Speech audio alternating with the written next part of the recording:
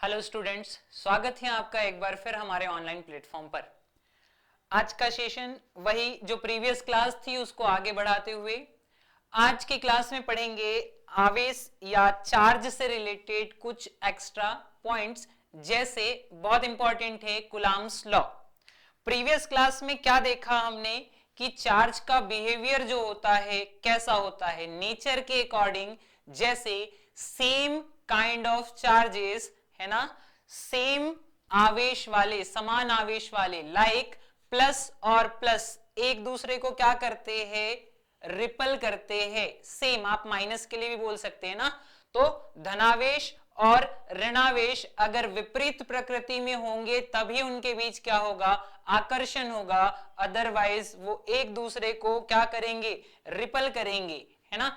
Neutral वाला case भी समझा था कि कोई चार्ज क्या करता है, कोई चार्ज अपोजिट नेचर है ना, लाइक आप प्लस ले लीजिए, इधर सामने कौन होगा, माइनस, या फिर वो क्या हो सकता है, न्यूट्रल भी हो सकता है।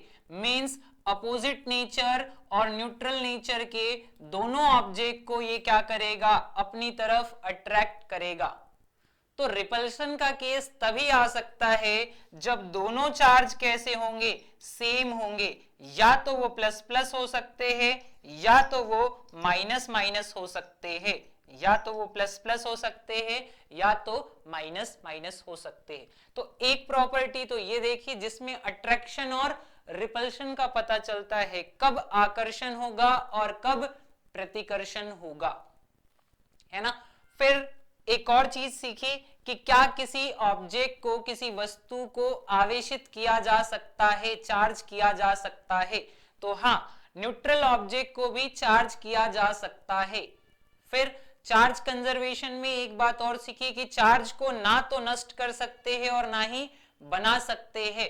फिर न्यूट्रल ऑब्जेक्ट को चार्ज कैसे करेंगे, तो कुछ मेथड पड़ी थी, जैसे फ्रिक्शन में आपको इजी एग्जांपल दिया था कि आप क्या कीजिए, पेन या कंघी को सूखे बालों में रगड़िए, रब करिए, और रब करने के बाद कागज के छोटे छोटे टुकड़ों को क्या कर सकता है, वो अट्रैक्ट कर सकता है।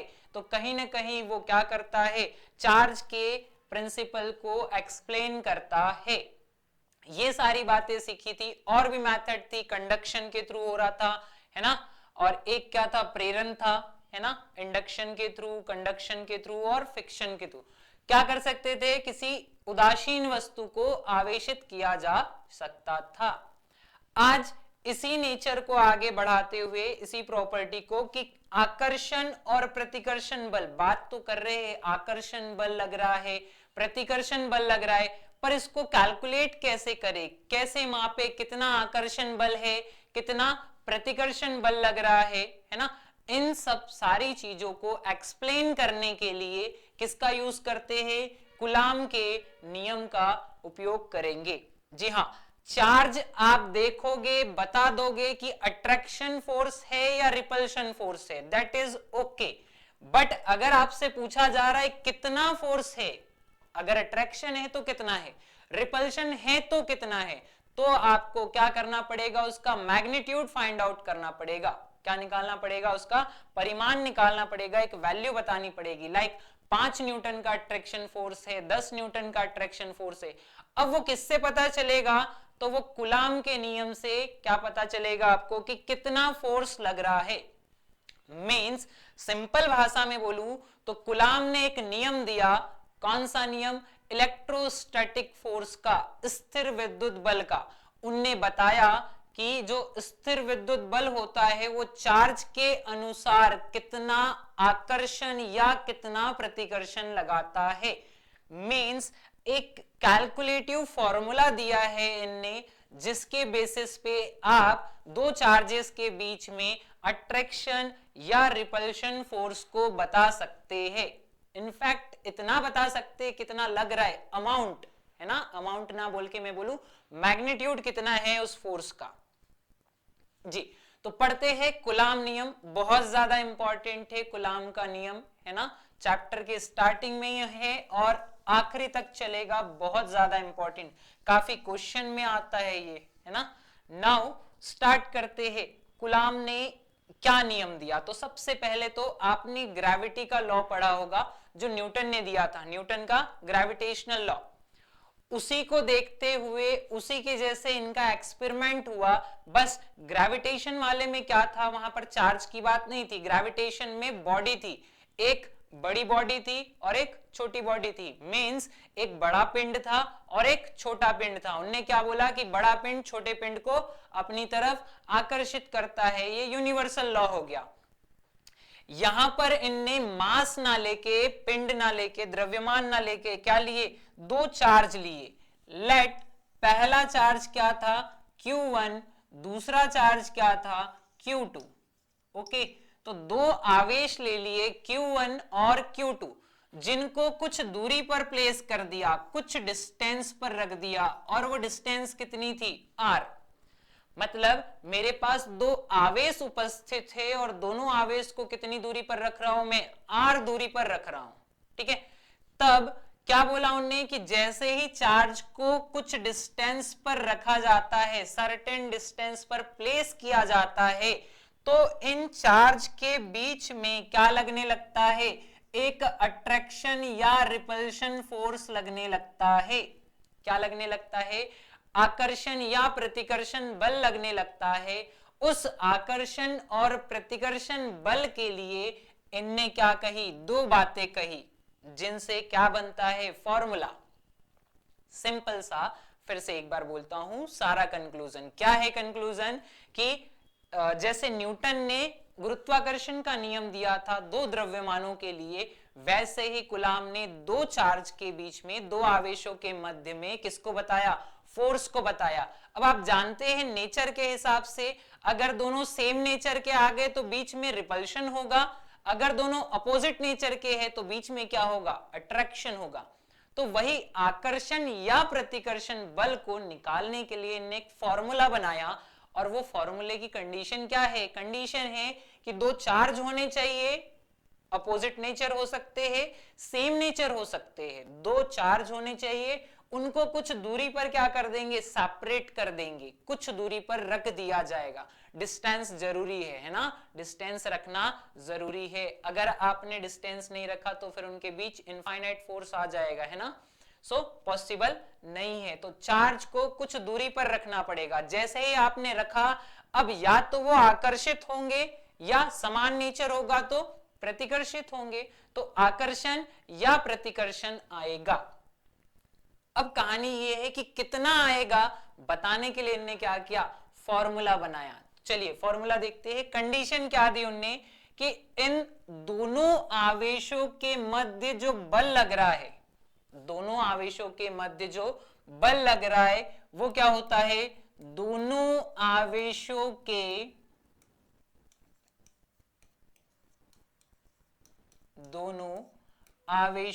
के गुणनफल के समानुपाती है ना। क्या बोला, दोनों आवेशों के बीच जो बल लग रहा है, बल दोनों आवेशों के गुणनफल के सीधे समानुपाती। मीनिंग क्या हुई, अगर आप इंग्लिश में सुन रहे तो इंग्लिश में भी लिख सकते हैं। क्या, जो फोर्स होगा वो फोर्स क्या होगा, दोनों चार्ज के गुणनफल, मतलब मल्टीपल के, है ना, मल्टीपल ऑफ, बोथ लिख दूं या टू लिख दूं, एक ही बात होगी, चार्जेस। एक सेकेंड, इसको सेट करते हैं,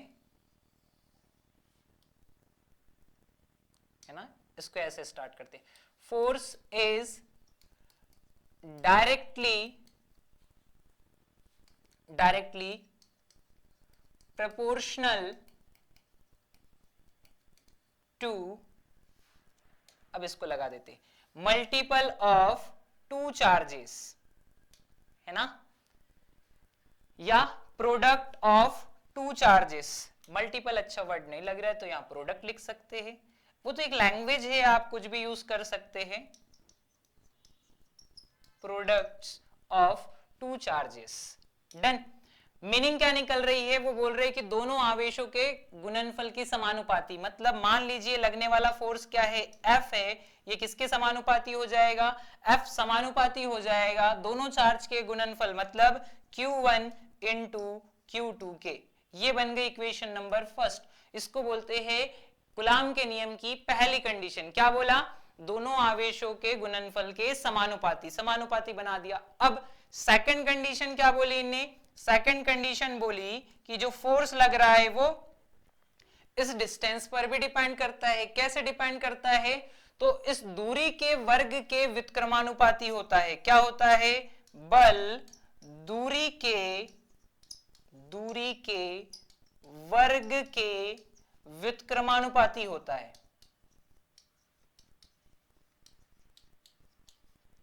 दूरी के वर्ग के व्युत्क्रमानुपाती है ना, क्या हो जाएगा, force is inversely proportional to, force is inversely proportional to, चल जा भाई, इनवर्सली प्रोपोर्शनल टू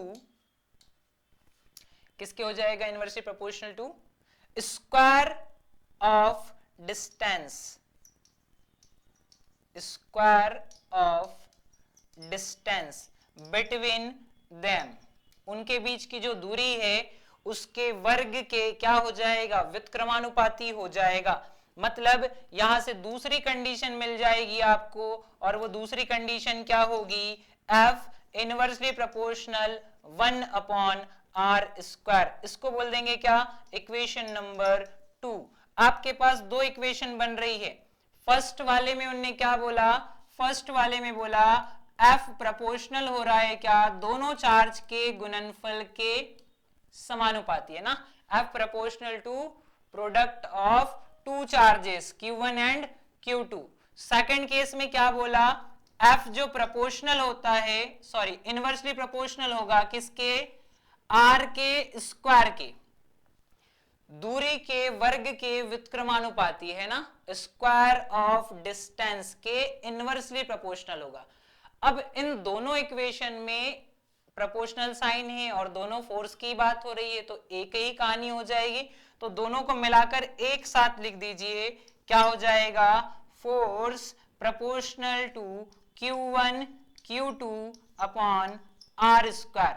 ये बन गया क्या, कूलाम का फोर्स है ना, कूलाम बल भी बोला जाता है। कूलाम का नियम यही क्या करेगा, आपको एक्सप्लेन करेगा, क्या कि जो चार्जेस है उनके गुणनफल पर निर्भर कर रहा है। जैसे मैं बोलूं कि एक चार्ज है 3, दूसरा चार्ज है 5, तो मल्टीप्लाई कितना होगा, 3 इंटू 5 कितना हो जाएगा, 15 हो जाएगा।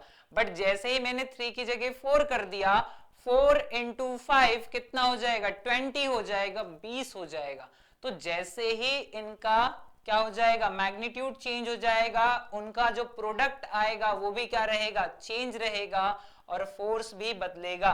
मींस क्या कि किस पर डिपेंड कर रहा है फोर्स, चार्ज के मैग्नीट्यूड पर।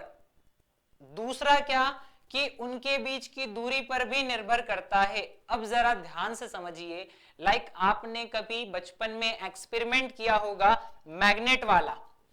किस टाइप का एक्सपेरिमेंट, मैग्नेट वाला। तो आपने देखा होगा मैग्नेट जैसे जैसे पास में आते जाती है वैसे वैसे उसका अट्रैक्शन फोर्स बढ़ता जाता है ना। अब वो अपोजिट पोल है तो रिपल भी करती है ना। तो रिपल्शन हो या अट्रैक्शन हो, जैसे जैसे आप उनको पास में लाओगे बढ़ता जाएगा, और जैसे जैसे दूर ले जाते जाओगे वैसा वैसा क्या होता जाएगा, कम होता जाएगा। सेम यहां पर देखिए, इनवर्सली का मतलब क्या होता है, उल्टा, कि आप R जितना दूर करोगे, R मतलब दूरी उनके बीच की, सेपरेशन होता है, जितना दूर ले जाओगे चार्ज को उतना फोर्स क्या होगा, कम होता जाएगा। डन। नेक्स्ट थिंग क्या है, चार्ज का मैग्नीट्यूड तो बता ही दिया है आपको। अब दोनों को एक साथ देख लो कि तीनों को चेंज करेंगे तो मुझे तीनों वैल्यू रखनी पड़ेगी और उसके बाद ओवरऑल कैलकुलेट होगा। मींस आपको सीधा बोले कि चार्ज का मैग्नीट्यूड बढ़ा दीजिए सीधा आंसर आना चाहिए क्या, उनके बीच का फोर्स बढ़ जाएगा, क्योंकि मैग्नीट्यूड बढ़ा रहा है, डिस्टेंस तो नहीं बढ़ा रहा है। अब बोल रहा है कि चार्ज के बीच की, आवेशों के बीच की दूरी को बढ़ा देते हैं। आवेशों के बीच की दूरी बढ़ाई तो दूरी बढ़ाई मतलब वो दूर हो गए तो उनके बीच का अट्रैक्शन या रिपल्शन कम हो जाएगा। जितने पास में आएंगे उतना ज्यादा अट्रैक्शन और रिपल्शन रहेगा। तो कूलाम ने समझाया कि जो आकर्षण या प्रतिकर्षण बल है आवेशों पर और उनके बीच की दूरी पर निर्भर करता है। एक चीज और होती है जिस पर यह निर्भर करता है, क्या, कि अगर मान लीजिए दोनों आवेशों के बीच में मैंने कुछ ऑब्जेक्ट रख दिया, कोई सीट रख दी, लाइक कागज रख दिया है, मेटल सीट रख दी है, या कुछ और रख दिया है उनके बीच, या दोनों चार्ज को मैंने वाटर के अंदर रख दिया है, पानी है बीच में, मतलब क्या चेंज हो रहा है, बीच का मीडियम चेंज हो रहा है, माध्यम बदल रहा है। तो माध्यम पर भी निर्भर करता है कि आप किस टाइप का मीडियम लेकर आ रहे हो। आया क्या समझ में? ठीक है, कूलाम ने क्या बताया, चार्ज को कैसे कैलकुलेट करेंगे अपन, कितना नेगेटिव सॉरी कितना अट्रैक्शन वाला चार्ज होगा, कितना रिपल्शन वाला चार्ज होगा, और उसके लिए दे दिया उन्हें एक फॉर्मूला। नेक्स्ट आगे सॉल्व करते हैं, इसको हटाकर देखते हैं प्रोपोर्शनल को। आपको पता है फिजिक्स में प्रोपोर्शनल का साइन हटता है तो क्या आता है, एक कांस्टेंट आता है। लेट सी क्या है वो कांस्टेंट, देखते हैं उसको। तो इलेक्ट्रोस्टैटिक फोर्स F का फॉर्मूला बनाना है। जी हाँ, कूलाम बल भी बोलते हैं उसको, और उसको क्या बोला जाता है, इलेक्ट्रोस्टैटिक फोर्स, स्थिर वैद्युत बल, दोनों नाम से आता है और एक ही चीज है, स्थिर वैद्युत बल। क्या है वो, कूलाम बल ही है। कूलाम बल बोले या इलेक्ट्रोस्टैटिक फोर्स बोले, स्थिर वैद्युत बल बोले, दोनों सेम होता है। क्या आया था देखिए जरा, F proportional to Q1 Q2 upon R square. अब आप जानते हैं प्रोपोर्शनल को हटाएंगे तो एक कांस्टेंट आ जाएगा।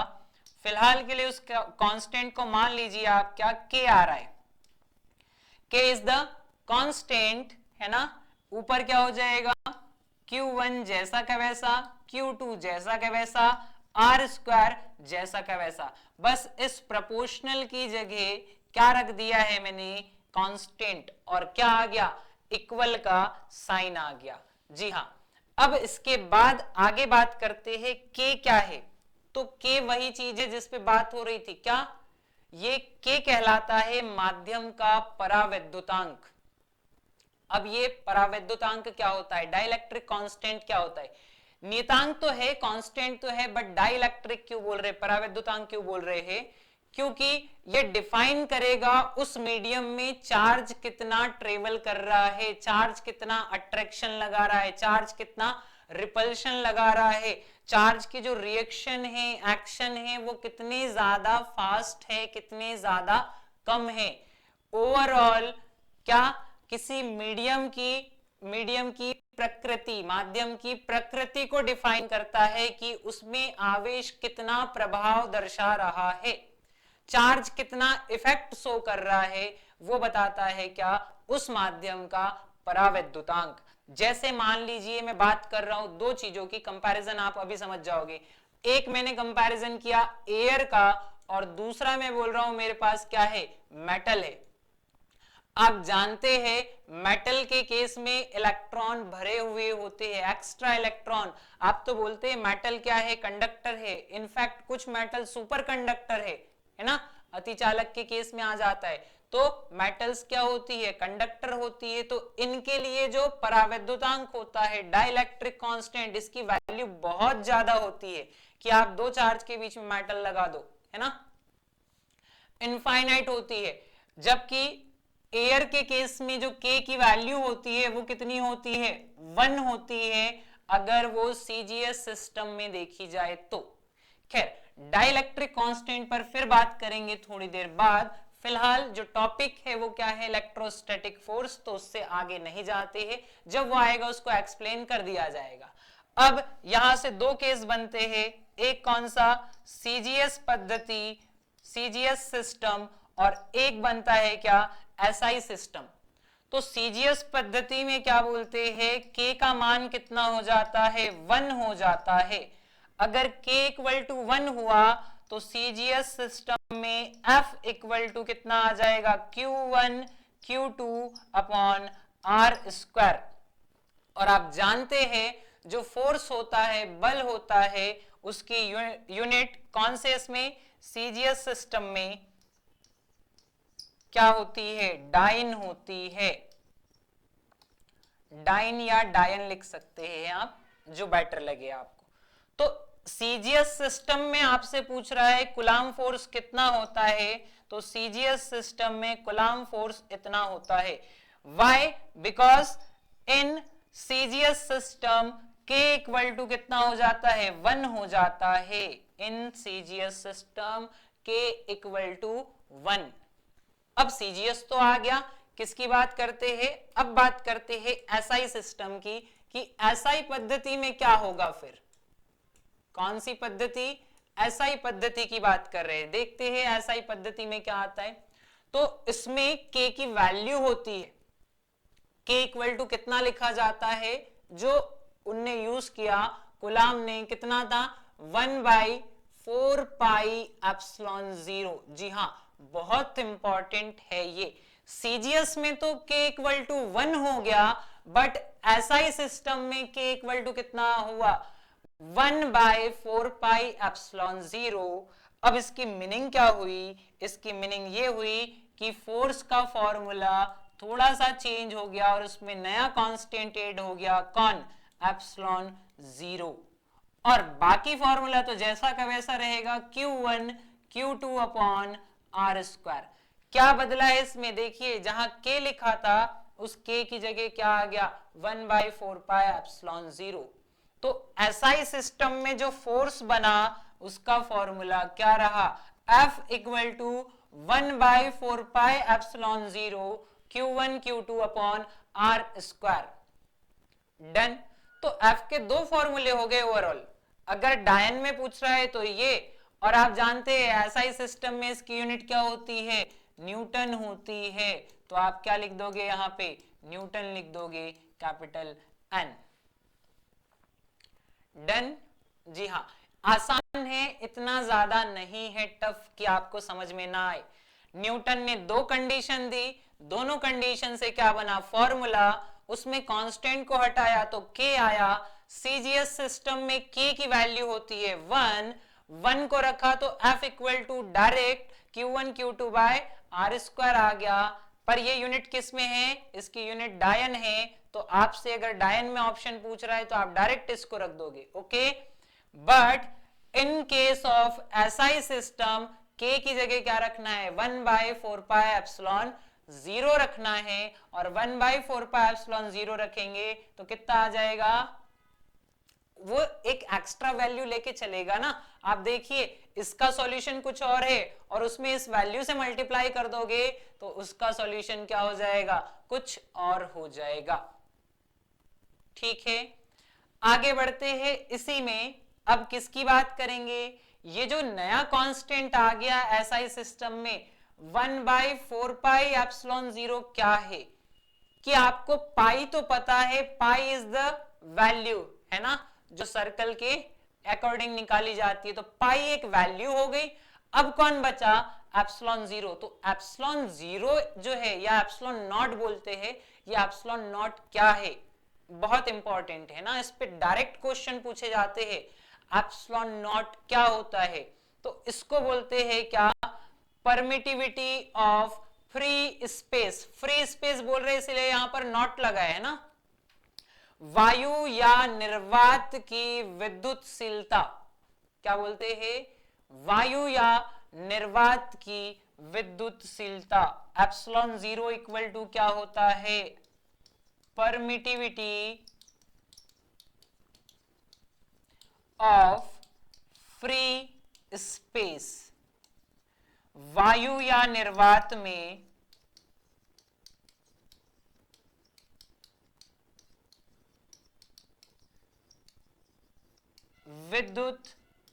विद्युतशीलता। वायु या निर्वात में क्या होता है, विद्युतशीलता होती है। ठीक है, कैलकुलेट करेंगे, उसकी वैल्यू भी लिखेंगे, उसकी यूनिट भी लिखेंगे, बहुत ज्यादा इंपॉर्टेंट है। जी हाँ, उसका मान भी पूछा जाता है, उसकी यूनिट भी पूछी जाती है, इनफैक्ट उसका डायमेंशनल फॉर्मूला विमी सूत्र भी पूछा जाता है। क्यों? क्योंकि आप जानते हैं फोर्स तो अपन पहले ही पढ़ चुके हैं 11th क्लास में, चार्ज का कैलकुलेशन कल कर लिया था, तो फोर्स की यूनिट आपको आती है, चार्ज की यूनिट आपको आती है, डिस्टेंस मीटर में होता है, सब कुछ पता है, किसके सिवाय, एप्सिलॉन जीरो के अलावा। तो आपको एप्सिलॉन जीरो के बारे में सारी चीजें पता होनी चाहिए। सो लेट्स सी, देखते हैं परमिटिविटी ऑफ फ्री स्पेस के लिए क्या यूनिट आती है, उसकी डायमेंशन क्या होती है, उसके लिए वैल्यूज क्या होगी, और उससे रिलेटेड कुछ पॉइंट्स जिसमें क्या होगा, परमिटिविटी के साथ में रिलेटिव आ जाएगा कि किसी मीडियम के लिए देखेंगे तो क्या होगा, फ्री स्पेस के लिए क्या होगा, और उस मीडियम को फ्री स्पेस से कंपेयर करेंगे तो क्या होगा, है ना। तो देखते हैं अगला क्या, परमिटिविटी ऑफ फ्री स्पेस, थोड़ा सा इसके बारे में स्टडी करते हैं, है ना। उससे पहले मैं आपको 1/4 पाई एप्सिलॉन जीरो की वैल्यू बता देता हूं और फिर स्टार्ट करते हैं क्या, परमिटिविटी ऑफ फ्री स्पेस। जी हाँ, आसान है, उतनी ज्यादा टफ भाषा यूज नहीं हुई है ना, इजी।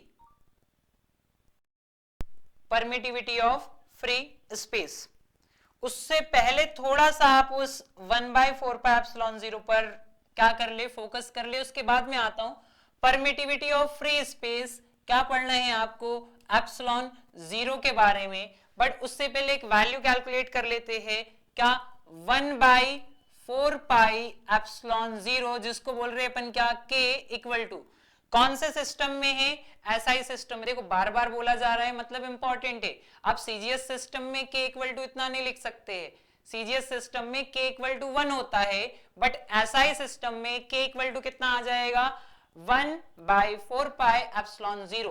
अब आप सोचिए, जब आप फोर्स कैलकुलेट करने जाओगे, है ना, बल कैलकुलेट करोगे, बल की गणना करोगे, कितना अट्रैक्शन है, कितना रिपल्शन, उस केस में क्या हर बार पाई की वैल्यू रखना, फिर एप्सिलॉन जीरो की वैल्यू रखना और फिर इसको सॉल्व करना, ये क्या हो जाता है, थोड़ा सा कॉम्प्लिकेटेड हो जाएगा। तो इसकी वैल्यू कैलकुलेट करके ऑलरेडी रखी गई है, जिसको आपको याद करना है क्या, और वैल्यू कितनी है, तो ये होता है equal to 9 into 10 to the power 9। कितना होता है, 9 इंटू 10 टू द पावर 9। पर अकेली वैल्यू तो नहीं आती, यहां पर क्या चाहिए आपको, यूनिट भी चाहिए। क्या चाहिए होता है, यूनिट भी चाहिए होता है। सो सॉल्व करते हैं, अब आते हैं अपने पॉइंट पर, क्या, एप्सिलॉन जीरो, कि मैंने इस पूरे की whole value 1/4 pi epsilon zero की वैल्यू इतनी तो बता दी, बट उसके साथ क्या चाहिए, यूनिट भी चाहिए।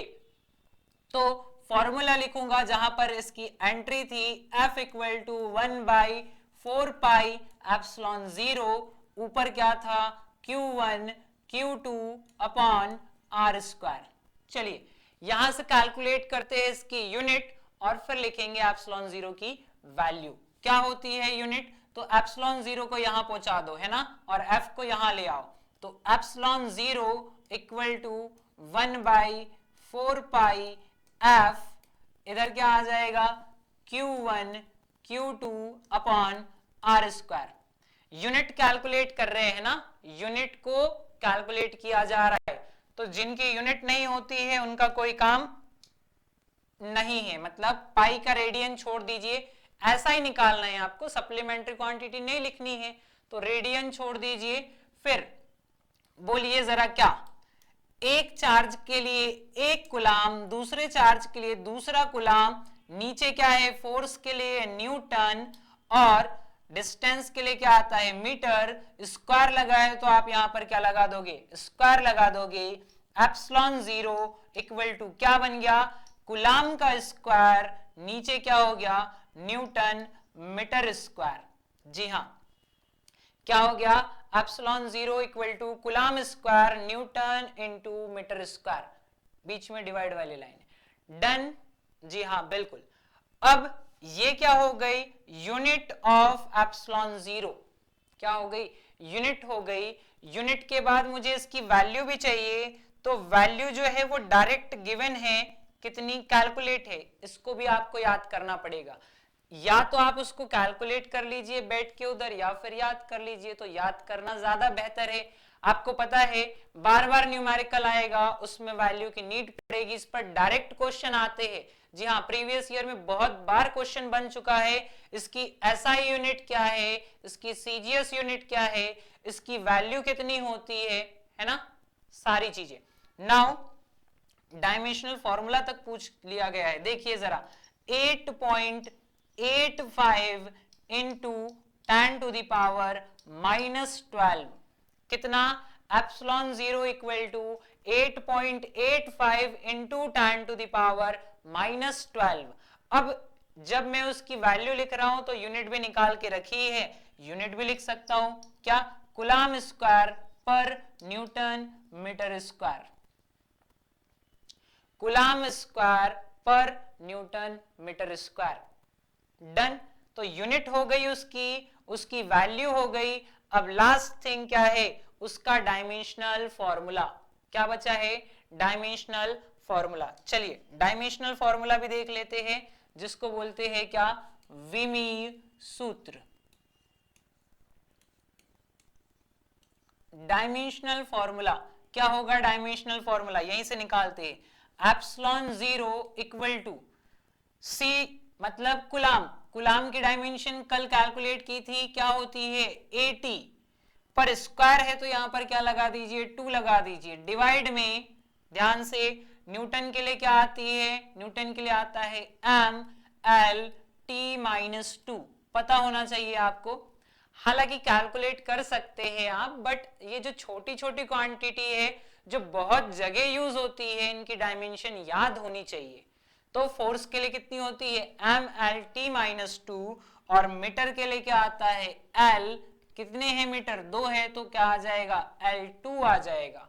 डन, अब इन सबको एक साथ मिला दीजिए, जब आप इन सबको एक साथ मिलाओगे तो फिर क्या आ जाएगा आपके पास, फाइनल डायमेंशन, किसकी, एप्सिलॉन जीरो की। कैसे, इक्वल टू, ऊपर बोलो क्या, A2 T2, नीचे क्या आ जाएगा, M, 2 और 1 3 हो गए, L और T कितने हैं, -2 है, इन सबको ऊपर पहुंचा दो, तो एप्सिलॉन जीरो इक्वल टू बड़ा ब्रैकेट, M ऊपर गया तो माइनस का 1, L ऊपर गया तो -3, T ऊपर गया तो प्लस हो गया, 2 और 2 जुड़ के कितने हो गए, 4, और A कितनी बार है, 2 बार, तो A2, ये बन गई क्या, इसकी विमाएं बन गई। जी हाँ, बहुत आसान है, बट ये फोर्स की डायमेंशन, चार्ज की डायमेंशन और लेंथ की डायमेंशन ये बेसिक होते हैं, है ना, जो 11th क्लास में आपको सिखाया जाता है। ऐसा नहीं कि आप फॉर्मेशन नहीं कर सकते, फॉर्मेशन हो सकता है, बट इतना उलझना क्यों जब आपको वैल्यू आती है। तो ये रही डायमेंशन, जिसको बोलते हैं MLT, ये रही इसकी वैल्यू, है ना, जिसको बोलते हैं क्या, मान, और ये रही उसकी SI यूनिट। सारी वैल्यू कैलकुलेट कर ली अपन ने, SI यूनिट भी, उसका मान भी, और उसके लिए विमीय सूत्र भी। अब ये जो वैल्यू है 8.85 इंटू 10 टू द पावर -12, इसको आप यहाँ एप्सिलॉन जीरो की जगह रखोगे, उसमें 4 पाई से मल्टीप्लाई करोगे, और फिर उस पूरी वैल्यू को डिवाइड करोगे किससे, सॉरी 1 से, माय मिस्टेक, 1 को, है ना, किसको, 1 को, 1 को बड़ी सी वैल्यू के साथ आप डिवाइड करोगे, तो आंसर कितना आएगा, 9 इंटू 10 टू द पावर 9 आएगा। बट अब ध्यान से देखिए, 9 इंटू 10 टू द पावर 9 किसकी वैल्यू रख रहा हूं मैं, k की वैल्यू रख रहा हूं, जिसमें एप्सिलॉन जीरो कहां आ गया है, नीचे आ गया है। जब एप्सिलॉन जीरो नीचे आएगा तो उसकी यूनिट पलट जाएगी, it means 1/4 pi epsilon zero की जो यूनिट है क्या आ जाएगी, चेंज करिए इसको जरा, ऊपर चला जाएगा न्यूटन मीटर स्क्वायर, और डिवाइड में आ जाएगा कौन, कूलम का स्क्वायर।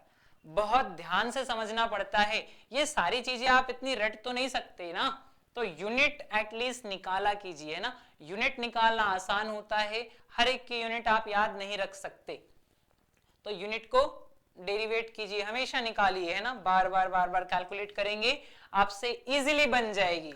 डन, आगे बढ़ते हैं। तो एप्सिलॉन जीरो के बारे में ये सारी जानकारी याद रखिए, एसआई यूनिट, उसकी वैल्यू, उसकी डायमेंशन। उसके बाद ये जो वैल्यू थी k इक्वल टू 1/4πε0, इसका मान भी होता है कितना, 9 × 10⁹। अब सोचिए, हर बार न्यूमेरिकल में फोर्स पूछ रहा है तो मैं क्या हर बार इस वैल्यू को रख के कैलकुलेट करूं? नहीं, आसान पड़ता है, इसलिए एक वैल्यू आप याद रख सकते हैं। ये ओवरऑल किसके बारे में था? परमिटिविटी ऑफ फ्री स्पेस, है ना, जिसको बोलते हैं वायु या निर्वात में विद्युतशीलता, उसके बारे में। चलिए आगे बढ़ते हैं और देखते हैं क्या रिलेटिव परमिटिविटी भी कुछ होती है। जी हाँ, इसको बोलते हैं क्या, आपेक्षिक या सापेक्षिक लिख सकते हैं आप, सापेक्षिक विद्युतशीलता। क्या है ये?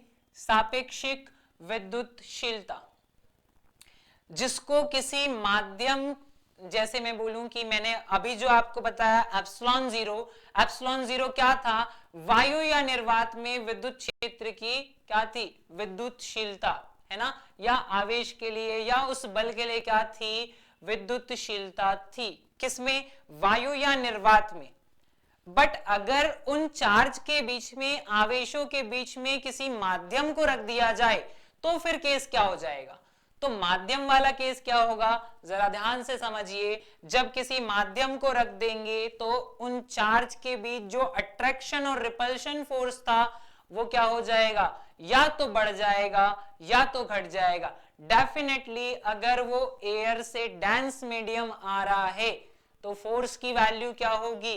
कम होते जाएगी। क्यों? क्योंकि आप चार्ज के बीच में किसी ये माध्यम को या मीडियम को डाल रहे हैं। जैसे ही आप किसी माध्यम या मीडियम को डालेंगे वैसे ही क्या हो जाएगा? वो जो फोर्स लग रहा था उसकी वैल्यू कम होगी। जैसे फॉर एग्जांपल दो चार्ज है, उनके बीच 2 न्यूटन का फोर्स लग रहा है। अब अगर मैं उसके बीच में एक पेपर लगा दूं, है ना, एक पेपर को रख दूं, तो वो जो 2 न्यूटन का फोर्स था वो क्या हो जाएगा? कम हो जाएगा। प्रैक्टिकली आप सोच सकते हैं, अदरवाइज कैलकुलेशन के लिए आपको फॉर्मूला मिल जाएगा। तो रिलेटिव परमिटिविटी, है ना, सापेक्षिक विद्युतशीलता या आपेक्षिक विद्युतशीलता क्या बताता है? यही बताता है कि वायु या निर्वात के कंपैरिजन में अब जो मीडियम आया है वो कितना स्ट्रॉन्ग है, कितना इफेक्ट डाल रहा है चार्ज के बीच वाले फोर्स पर। क्या होता है फॉर्मूला, कैसे डिनोट करते हैं? तो इसको डिनोट करते हैं एप्सिलॉन आर से। आर फॉर रिलेटिव, है ना, जिसमें आप कंपेयर कर रहे होंगे। किससे कंपेयर किया जाता है? एप्सिलॉन जीरो को किसके? एप्सिलॉन एम के लिए। किससे कंपेयर होता है? एप्सिलॉन जीरो से। किसके लिए कंपेयर कर रहे? उस मीडियम की परमिएबिलिटी बोल रहा था, परमिटिविटी बताने के लिए, विद्युतशीलता बताने के लिए, है ना। किसके लिए यूज होता है? उस माध्यम की विद्युतशीलता बताने के लिए। नाउ आप चाहे तो इसको लैंग्वेज के फॉर्म में भी लिख सकते हैं। ER मतलब क्या हो जाएगा? रिलेटिव परमिटिविटी, और यहां पर क्या लिख देंगे? Permittivity of medium. M for medium है ना, जिसको बोलते हैं क्या? माध्यम। और यहां लिख देंगे क्या? परमिटिविटी ऑफ किसके लिए? फ्री स्पेस के लिए। ओवरऑल देखिए आप, एक परमिटिविटी किसकी है? मीडियम की। दूसरी परमिटिविटी किसकी है? फ्री स्पेस की। इसका मतलब ये हुआ कि आप कंपेयर कर रहे हैं, रिलेट कर रहे हैं, इसलिए तो वर्ड आया है। कौन सा वर्ड? रिलेटिव। रिलेटिव मतलब रिलेट करना, एक को दूसरे के साथ कंपेयर करना। तो कंपेयर किसका कर रहे हैं? मीडियम का। किसके रिस्पेक्ट में? एयर या फ्री स्पेस के रिस्पेक्ट में वायु या निर्वात की बात हो रही है। डन क्या? जी हाँ। और इसी के इक्वल होता है के, जिसको बोला जाता है डाई इलेक्ट्रिक कांस्टेंट। क्या बोला जाता है? डाई इलेक्ट्रिक कांस्टेंट, परावैद्युतांक। क्या बोलते हैं के को?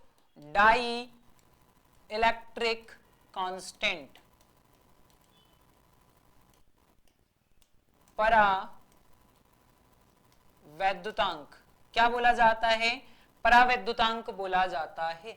परावैद्युतांक किसके बराबर होता है? रिलेटिव परमिटिविटी के बराबर होता है ना? आपेक्षिक विद्युतशीलता के बराबर होता है। और आपेक्षिक विद्युतशीलता का फॉर्मूला क्या होता है? माध्यम की विद्युतशीलता लिखी जाती है और उसको डिवाइड कर देंगे किससे? वायु या निर्वात की विद्युतशीलता से। ये हो जाएगा रिलेटिव परमिटिविटी, जिससे आपको पता चलेगा उस मीडियम का कितना इफेक्ट हो रहा है। इन जनरल, अब आप ध्यान से सुनिए, इन जनरल क्या होता है कि ये जो ER की वैल्यू है या K का मान है, जिसको बोल रहा हूं क्या मैं? Dielectric constant. पहले जो दो चार्ज रखे गए थे वो एयर में रखे गए थे। एक स्लाइड लेते हैं और समझते हैं, ज्यादा बेहतर समझ में आएगा। लेट कि दो चार्ज रखे मैंने, कौन? Q1 और दूसरा रखा है Q2। कितनी डिस्टेंस पर रखा है? इनको डिस्टेंस पर रखा है मैंने R। ठीक है, अभी ये कहां पर है? या तो एयर बोल दूं या फिर मैं इसको बोल दूं कहां रखा है मैंने? वैक्यूम में रखा है ना? एयर या वैक्यूम, वायु या निर्वात में रख के रखा है। नाउ सेम कंडीशन बना देता हूं मैं। दो चार्ज ले लिए मैंने Q1, दूसरा चार्ज ले लिया क्या? Q2। और इन दोनों चार्ज के बीच में क्या कर दिया? अब मैंने किसी मीडियम को क्या कर दिया है? प्लेस्ड कर दिया है। बीच में क्या आ गया है? कोई मीडियम आ गया है। डन।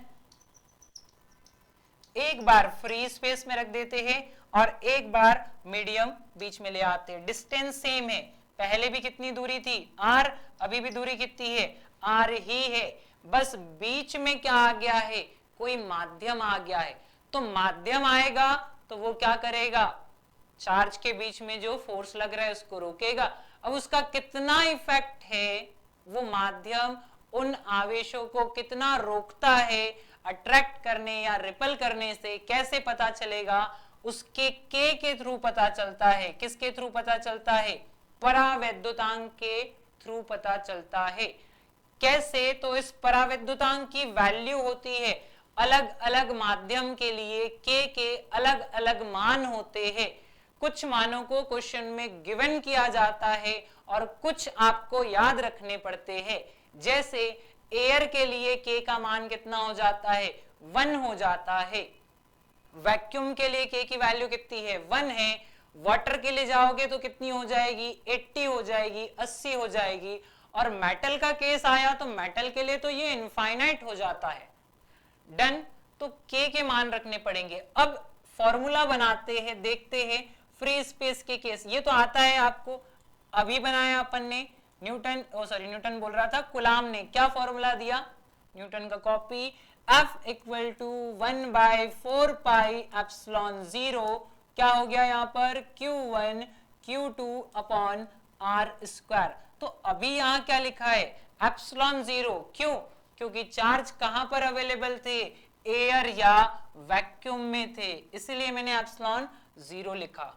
अब जरा इसके लिए कंडीशन बनाते हैं। क्या कंडीशन बनती है? तो जरा देखिए ध्यान से। फोर्स आएगा F इक्वल टू 1/4πε। अब क्या लिखूं मैं? बताइए। एप्सिलॉन कौन सा आ जाएगा? मीडियम आ जाएगा। क्यों? क्योंकि कहां रखा है चार्ज को आपने? कहां रखा है चार्ज को? दोनों चार्ज के बीच में मीडियम रखा हुआ है। तो किसकी एंट्री हो जाएगी? M की एंट्री हो जाएगी। यहां आ जाएगा मीडियम, यहां पर कौन? यहां पर आ जाएगा Q1 और फिर कौन? Q2 और यहां पर R²। मतलब R चेंज नहीं था, Q1 Q2 चेंज नहीं था, बस बीच में मीडियम ला दिया गया है। पहले बीच में एयर वैक्यूम थी, अब बीच में मीडियम आ गया है। बट केस है कि मुझे मीडियम के लिए उसने परमिटिविटी नहीं दी है, विद्युतशीलता नहीं बताई कि माध्यम की विद्युतशीलता इतनी है, तो मैं इसको सॉल्व नहीं कर पाऊंगा। 9 इंटू 10 टू द पावर 9 तो नहीं रख सकता, क्योंकि वो जो 8 into 8 8.85 into 10 to the power -12 value आई थी, वो एप्सिलॉन 0 की थी, m की तो नहीं थी। फिर क्या करना पड़ेगा, आपको इस फॉर्मूले को थोड़ा सा मॉडिफाई करना पड़ेगा। कैसे मॉडिफाई होगा, देखिए ध्यान से। हमने पढ़ा k इक्वल टू होता है एप्सिलॉन r, और एप्सिलॉन r इक्वल टू क्या हो जाएगा, एप्सिलॉन m मीडियम का और एप्सिलॉन 0 वैक्यूम का। डन। अब जरा देर के लिए इसको साइड करिए, क्या आ जाएगा, k equal to epsilon m upon epsilon 0। इस एप्सिलॉन m की वैल्यू निकाल लीजिए यहां से। एप्सिलॉन m क्या हो जाएगा, इक्वल टू एप्सिलॉन 0 किसके पास पहुंच जाएगा, k के पास पहुंच जाएगा, और क्या बना लेगा, k इंटू एप्सिलॉन 0। अब आप जरा फोकस करिए, आपको समझ में आएगा। आप वापस से एप्सिलॉन 0 के टर्म में आ गए हैं। जी हाँ, यही समझा रहा था कि इस m को आप एप्सिलॉन 0 के फॉर्म में लिख सकते हैं। कैसे, इस तरीके से। अब इसका जो नया फॉर्मूला है क्या बन जाएगा, focus on board, f equal to 1/4 pi epsilon 0 वापस आ गया, इनटू कौन, k।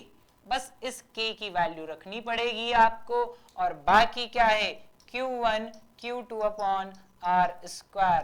तो ये बन गया नया फॉर्मूला, जिसमें आपने विदाउट मीडियम की परमिटिविटी के क्वेश्चन को क्या कर दिया, सॉल्व कर दिया। समझे। अगर उसने डायरेक्ट गिवन होता तो फिर मैं डायरेक्ट रख देता, बट जनरली वो नहीं देता है, वो k का यूज करने को बोलेगा। तो k का यूज कैसे करेंगे, इस तरीके से उसको सॉल्व किया जाएगा, बनाया जाएगा। ये जो है एप्सिलॉन m क्या है, ये किसी मीडियम के लिए है, किसी माध्यम की विद्युतशीलता है, किसी माध्यम की विद्युतशीलता है। तो इसको चेंज करो किसमें, वायु या निर्वात में, क्योंकि जो वैल्यू पता है, जो 9 इंटू 10 टू द पावर 9 रख रहे हैं, वो किसका है, एप्सिलॉन 0 का है। और k तो गिवन रहेगा, या फिर आपको कुछ वैल्यू याद करनी पड़ेगी। जैसे एयर के लिए ज्यादातर क्वेश्चन में वाटर रखा जाता है बीच में, है ना, पेपर रखा जाता है ना, ऑयल रख दिया जाता है, या मेटल। मेटल के केस में तो इनफाइनाइट आ जाता है, तो फिर केस ही नहीं बनेगा। तो ज्यादातर वाटर और ऑयल चलता है, तो इनके लिए आप क्या करोगे, याद कर लोगे। बहुत बार एग्जामिनर क्वेश्चन में मेंशन कर देता है k की वैल्यू, और कई बार आपको थोड़ा सा याद रखना पड़ता है। लाइक वाटर का तो याद रख ही सकते हैं आप, 78 या 80 बोलते हैं उसको, 78 हो सकता है या 80 हो सकता है। ठीक है, तो ये था ओवरऑल कूलाम का नियम, है ना। ध्यान से एक बार जो सारी चीजें पढ़ी है उसको रिपीट करते हैं, और फिर देखते हैं थोड़ा सा आगे कि ये जो फोर्स है किन चीजों पर डिपेंड कर रहा है ना। सो फर्स्ट ऑफ ऑल क्या कि कूलाम ने जो ये लॉ दिया, नियम दिया, किस लिए दिया, उस फोर्स के मैग्नीट्यूड को निकालने के लिए, परिमाण को बताने के लिए, कितना अट्रैक्शन फोर्स है, कितना रिपल्शन फोर्स है ना। ये चीज किस लिए आई, मैग्नीट्यूड निकालने के लिए। फिर क्या बोला उसने कि जो फोर्स का मैग्नीट्यूड होता है या फोर्स होता है, किस पर डिपेंड करता है, वो जो चार्ज होते हैं उनके प्रोडक्ट पर, सीधे समानुपाती। चार्ज का मैग्नीट्यूड बढ़ेगा, फोर्स बढ़ जाएगा। सेकंड थिंग क्या बोला कि जो दो आवेश रख रहे हैं आप, दो चार्ज को रखा जा रहा है, उनके बीच की दूरी पर भी डिपेंड करता है। हाँ, उनके बीच की दूरी पर भी निर्भर करता है। अगर आप उनको पास में लाओगे तो अट्रैक्शन रिपल्शन फोर्स बढ़ जाएगा, अगर आप उनको दूर ले जाओगे तो अट्रैक्शन रिपल्शन फोर्स क्या हो जाएगा, कम हो जाएगा। कहां से पता चलता है आपको, उसके नियम से ही पता चलता है। फिर तीसरा पॉइंट, जब उसका फॉर्मूला बनाया गया तो फॉर्मूले में देखा आपने k आ रहा था, k को क्या बोला, डाइलेक्ट्रिक कांस्टेंट। वो एक कांस्टेंट टाइप का ही होता है जिसकी सीजीएस यूनिट सीजीएस सिस्टम में जिसका मान कितना होता है 1, और एसआई सिस्टम में उसका मान कितना हो जाता है 1/4πε0 है ना। आप उसको थोड़ा सा डाइलेक्ट्रिक कांस्टेंट से सेपरेट रखिए, वो एक कांस्टेंट है, नियतांक है ना। डाइलेक्ट्रिक कांस्टेंट तो अभी आएगा किसके साथ, ये एप्सिलॉन आर के साथ में। एप्सिलॉन आर मतलब रिलेटिव परमिटिविटी, जिसके इक्विवेलेंट ही होता है कौन, डाइलेक्ट्रिक कांस्टेंट, या इसी का दूसरा नाम है परावैद्युतांक। डन। तो K क्या है, एक नियतांक था जिसका सीजीएस पद्धति में मान कितना हो गया 1, जिसका एसआई पद्धति में मान कितना है 1/4πε0, फिर उसकी वैल्यू लिख दी और यूनिट कैलकुलेशन। डन। अब फोर्स के लिए भी दो फॉर्मूले बना दिए, वैक्यूम या एयर में है तो आप क्या रख सकते हैं, ε0 डायरेक्ट रख सकते हैं, और अगर उन दो आवेशों के बीच किसी माध्यम को रख दिया तो आपको वहां क्या लाना पड़ेगा, K लाना पड़ेगा। इस तरीके से फॉर्मूला आपका बन जाएगा। डन। लास्ट थिंग कि ये किस किस पर डिपेंड करता है, फोर्स किस किस पर डिपेंड करता है, तो हमने देखा क्या, तीन चीजें आ रही है। दो का तो पता कहां से चलता है, फॉर्मूले से, Q1 Q2 upon R square से, और एक होता है कौन, K। इन चीजों पर डिपेंड करता है। तो फर्स्ट ऑफ ऑल मैं बोलूं क्या, बोर्ड पर देखिए, मैग्नीट्यूड ऑफ चार्ज पर डिपेंड कर रहा है क्या, जी हां, सबसे इंपॉर्टेंट मैग्नीट्यूड ऑफ चार्ज किस पर, आवेशों के परिमाण पर। किस पर, आवेशों के परिमाण पर, है ना। तो गुणनफल तो है, बट कैसा, अगर आप वैल्यू बढ़ाओगे तो गुना बढ़ जाएगा, बढ़ेगा तो फोर्स बढ़ा, अगर आप वैल्यू कम करोगे, मैग्नीट्यूड कम करोगे, तो वो जो प्रोडक्ट आएगा वो भी कम आएगा, फोर्स कम हो जाएगा, है ना। सेकंड क्या, सेपरेशन बिटवीन चार्जेस, ये भी काम का है क्या, आवेशों के बीच की दूरी, आवेशों के बीच की दूरी किस पर, आवेशों के बीच जो दूरी है उस पर भी निर्भर कर रहा है। आप दूरी बढ़ाओगे क्या हो जाएगा, फोर्स कम हो जाएगा। तीसरा क्या है, तीसरा है कि nature of medium, nature of medium, माध्यम की प्रकृति।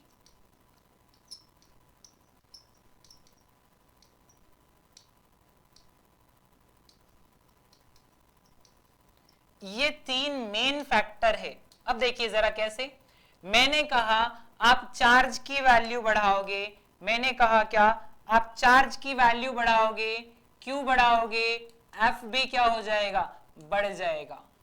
Second thing, separation between charges, जितना दूर करोगे उनको, मतलब आर का मान जितना बढ़ाओगे, फोर्स क्या होता जाएगा, उतना ही कम होता जाएगा।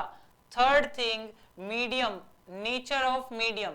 अब नेचर ऑफ मीडियम में क्या आता है, डाइलेक्ट्रिक कांस्टेंट। डाइलेक्ट्रिक कांस्टेंट के इनवर्सली प्रोपोर्शनल है, मतलब कि K का मान जितना ज्यादा बढ़ेगा फोर्स उतना ही कम होता जाएगा।